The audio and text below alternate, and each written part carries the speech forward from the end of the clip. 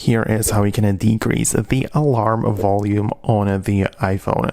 Let me show you exactly how it would work. If you're new here, subscribe and we can get started. So if you go to the clock app and switch to the alarms, you can manage plenty of different things about it. Like you can choose a different sound and whatnot, but the volume selection is simply not there.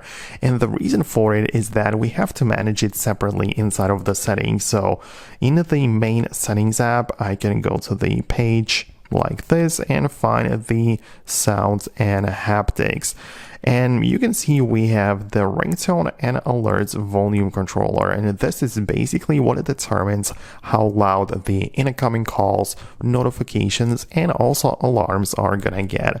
So if you want to decrease the volume of alarm, you can slide it like this toward the left and it's gonna make it go quiet. So that's how you can lower down the volume of alarms.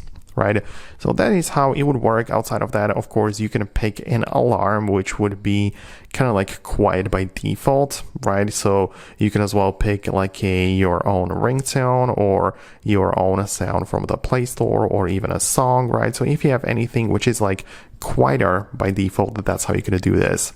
So yeah, as I say, in iOS 26, we have the ability to find any sound in your files or anywhere else.